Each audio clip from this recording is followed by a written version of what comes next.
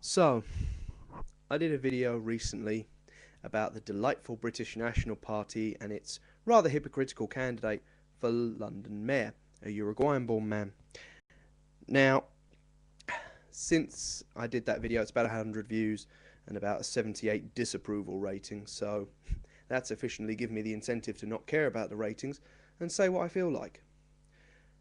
Essentially, that level of extremism, as is demonstrated to me by the user Stokey, who's been commenting on there, breeds a level of conspiranoia that I can't handle.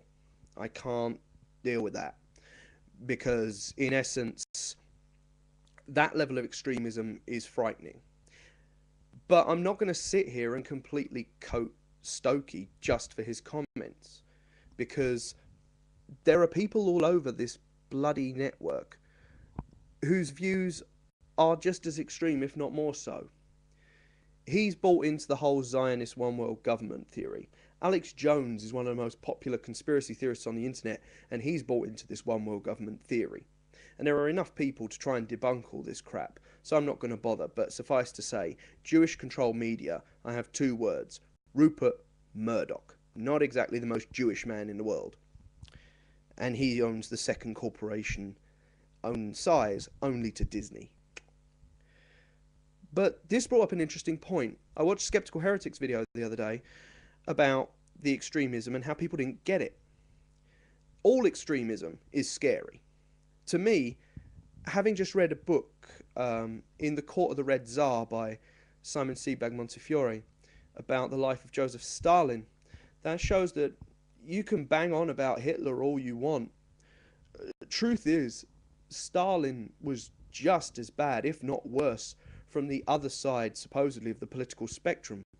Although I believe that the political spectrum itself is more like a horseshoe, in that both the extremes eventually taper together at the very end. The extreme left will end up looking like extreme right, no matter where in the world you place it. Same as radical Islam and radical atheism.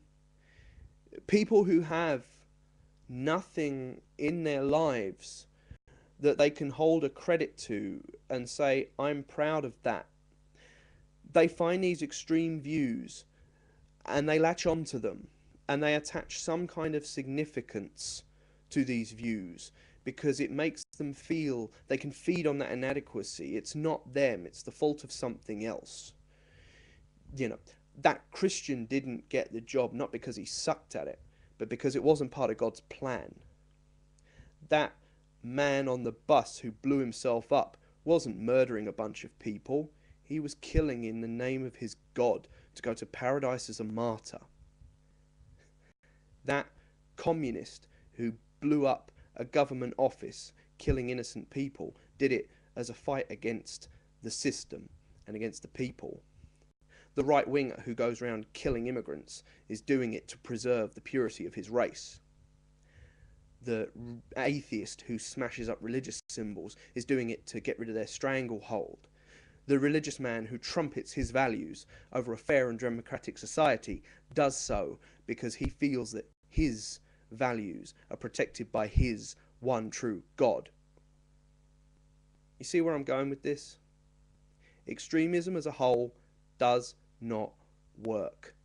If we can get to a point where we talk to people and set a conversation going, maybe as a race we can get somewhere rather than swinging sticks at each other. This is ElPresidenteTel. Love, peace and liberty.